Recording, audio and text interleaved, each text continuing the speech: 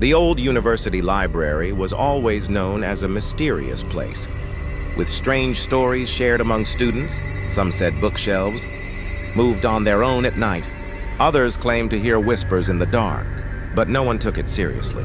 The building, made of ancient stones, with wooden beams and dim chandeliers, smelled of old books and dust, and had a cold, haunting air. One rainy evening, a quiet student named Eliana Hart came searching for rare books. While the library was nearly empty and the librarian was dozing, she wandered to a far corner where no one usually went and discovered a hidden hallway behind a bookshelf. Curious, she entered, finding strange glowing marks on the walls and a damp floor that led to an old wooden door.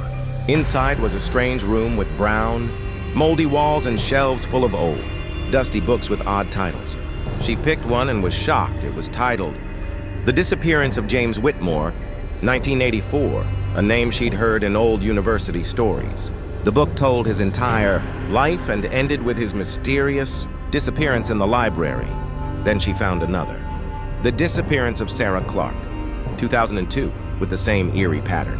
Her heart raced as she realized every book had a name and year, records of those who vanished. Then she saw a new book, The Disappearance of Eliana Hart, 2025. Shaking, she opened it and read the first line describing her entering the library that night. The next page was blank. Suddenly, the door slammed shut and disappeared. Whispers filled the room. Shadows moved with pale faces and empty eyes, and the darkness swallowed her. When the light returned, she was gone. And the book now read, and that night, Eliana Hart became part of the library forever. The next day, she was reported missing and no one could find her. That night, a new blank book appeared in the hidden room, waiting. But the story continued as Daniel, her friend, came looking for her. The librarian denied she was ever there, but Daniel had seen her. He followed the same path, found the hidden hallway, entered the strange room, and saw a book titled The Disappearance of Daniel Morris, 2025. The door slammed, darkness fell, whispers grew louder, and Eliana's voice echoed, "Daniel, now you belong here too." And another book was added to the shelf. At the university, the sudden disappearance of Eliana and Daniel caused fear among the students, with whispers spreading about whether they had run away or been kidnapped. While some older professors seemed to know more than they were saying, Emma, Eliana's close friend and a new student, decided to find the truth herself, especially since she was already intrigued by the strange stories surrounding the old library. While digging through old records, Emma discovered that nearly 40 students and 3 professors had mysteriously vanished from the same library over the past 100 years, with every case quietly closed. Determined, she hid inside the library one evening after it closed, noticing the old librarian's odd, lifeless appearance. Once alone, she turned on her torch and moved toward the same old shelf where Eliana and Daniel were last seen, and there she found a hidden passage that led her to a dark room filled with ancient books and decaying walls. There, she discovered a book titled The Disappearance of Emma Green, 2025. And as she opened it, she read about her own journey written on the first page with the next page blank. As strange writings appeared on the wall stating that the library was a place of trapped souls, Emma heard a whisper behind her and saw a shadowy figure with hollow eyes, warning her that she shouldn't be there. More shadows emerged, including Eliana and Daniel, all whispering that she now belonged to the library too. Emma tried to escape, but the door had vanished, and as eerie voices chanted in a forgotten language, a new blank book appeared. The next morning, Emma was gone. The librarian never reported her disappearance, instead murmuring, "One more soul added," revealing he wasn't human but an ancient guardian collecting souls to maintain. A dark ritual from when the library was first built, where knowledge was traded for souls. Later, a new professor named Lucas, interested in the university's old secrets, investigated and entered the same hidden area with a special device to detect dark energy. There, he found a book titled The Disappearance of Professor Lucas, 2020, and soon encountered the librarian, now a shadowy, inhuman being. The librarian led him to a hidden tunnel beneath the library, where Lucas found a hall filled with stone slabs, marked with names and surrounded by ghostly figures of those who had vanished, including Eliana, Daniel, and Emma. The librarian revealed that this was the true library, where souls were trapped in exchange for knowledge, waiting for the return of the ones who began the ritual.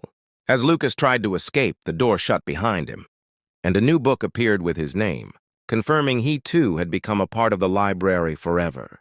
The real story behind the university library goes back centuries. Long ago, where the library now stands, there was once a monastery, not for religion but for dark magic. Its leader, Elias Morgan, appeared religious but secretly practiced black magic. He made a deal that as long as knowledge was gathered at that place, life would remain there, but every century, at least 100 souls must be sacrificed. Over time, the monastery vanished, but the university was built on its ruins, and the library was placed right above the old underground chamber where the ritual happened. Strange disappearances continued over the years, keeping the library alive through lost souls. After Professor Lucas went missing, secret notes were found in his room, which mentioned a room of souls beneath the library, where the true forms of the missing people were trapped. A young staff member named Henry read the notes and, full of curiosity, entered the library one night with a flashlight, old maps, and Lucas's notes. He reached a hidden path, but a cold voice warned him to go back. Ignoring it, he found a hidden floor passage and entered a dark hall filled with stones, engraved with names. Each one had a faint shadow, showing pain or emptiness. He saw trapped souls like Eliana, Daniel, Emma, and Lucas, all now fog-like beings whispering, "Free us!" As Henry stepped forward, a librarian appeared, no longer fully human, made of shadow and mist. He warned Henry that the library survives on souls due to an old deal made for eternal knowledge, demanding 100 souls each century. Remembering the notes, Henry found a mysterious pillar in the center of the room. When he pushed it, whispers filled the room, some begging him to stop, others begging him to continue. He broke the pillar, causing light to burst out, shadows to scream, and the librarian to transform into a monstrous figure. As the room collapsed and shadows escaped, the librarian warned, "This is not over. If the library falls, the world will never be safe again." Henry fled, but the library was changing. Shelves shook, books fell, and spirits rose. Eliana appeared and said, "You freed us, but we cannot leave. We are bound here." Then she touched Henry, and he turned into mist too. The noise stopped. The library became still again, but it was no longer the same. Dark spirits now controlled more parts of it. Students later said they saw ghostly faces in the windows, but no one dared enter. The university shut the library for repairs, but the truth was it was no longer safe. The broken deal left the souls scattered and dangerous, and every night a new blank book appears on a shelf, waiting for someone to touch it. If they do, their name appears on it and they become the library's next story. Building. At night, soft lights and mist emerged from the library. Shadows moved across the windows, and sometimes it felt like someone with empty eyes was watching from the other side. Though the administration locked the doors, the locks would mysteriously open at night, as if something inside was waiting. Rumors grew that students who went near the library at night disappeared by morning, though the university denied everything.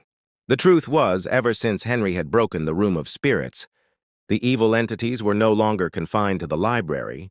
They began spreading through the halls, classrooms, and even bathrooms, where ghostly voices and shadowy figures appeared. One evening, Professor Margaret stayed late, and while walking through an empty corridor, she saw a pale figure and heard a whisper warning her to leave. But she vanished that night. Some old professors started secret meetings, realizing this was not just gossip. Among them was Adrian, a researcher of ancient knowledge, who discovered the library was built on a demonic pact. If that pact was broken, not just spirits but ancient unseen beings would return. Determined to stop this, Adrian planned to destroy the library's central pillar, even if it meant sacrificing himself to trap the evil forever. He entered the library's basement, where the atmosphere grew darker. Shelves moved. Black mist spread and whispers turned into screams. As he began erasing the magical symbols on the pillar, the entire building shook, spirits cried out, and a terrifying librarian spirit appeared, warning him that the library wasn't made by humans, and that destroying the pillar would awaken hungry, ancient forces. But Adrian pressed on, breaking each symbol despite the chaos. When he reached the last one, a final explosion of light and darkness consumed everything. Outside, the ground cracked. Red light beamed from windows, and people saw the building seemingly collapse. Then sudden silence. A heavy, unnatural quiet fell, and deep in the university hall, an old shelf opened by itself. On it sat a new, clean, empty book, waiting for the next name to be written. After Adrian's final effort, the library suddenly became completely silent, as if nothing had ever happened. Outside, people saw the black fog stop, the red light disappear, and the building look normal again. Some thought it was all just a strange illusion. For 2 days, the library stayed still and quiet. But on the third night, strange things began happening across the campus. Students felt someone standing. Near their beds, saw blurry shadows in mirrors, heard footsteps behind them, but no one was there. Then, they all started having the same dream. A quiet library with one book on a shelf, which opened by itself and showed their names inside. When they woke up, that same old book would be beside their bed, and on the last page, faded words said, "You are next." Fear spread, and the university decided to seal the library. But the workers who came to close it disappeared overnight, leaving behind only their tools and a new book with their names on it. Eventually, the university abandoned the building, locking it and putting a warning sign outside. Still, at night, lights were seen inside, and faces appeared in the windows, faces of students and staff who had vanished, like Eliana, Daniel, Emma, Lucas, and Adrian, and many others. Over time, people began calling it the place of lost souls, and although many thought it was just a legend, those who went to uncover the truth never returned. Some researchers believed the library had become a living, magical doorway to a dark world, pulling in anyone who came close. One day, a young blogger named Robert went inside to prove the stories were fake. He turned on his camera and said, "This is all nonsense." But then the footage shook, the lights went out, and 2 shadowy hands grabbed him from between the shelves. He screamed and the camera dropped. That was the last anyone saw of him. The next morning, he was missing, and a new book with the title The Disappearance of Robert Hall, 2025, appeared on the shelf. People now believe the library calls new souls through dreams, voices, and whispers, and whoever goes near it ends up as just another name inside a blank book. Even today, if you walk near the library at night, you might see someone watching you from the window, and if you're unlucky, the next morning, there may be a book beside your bed, opening by itself, showing your name, and your story will become part of the library forever.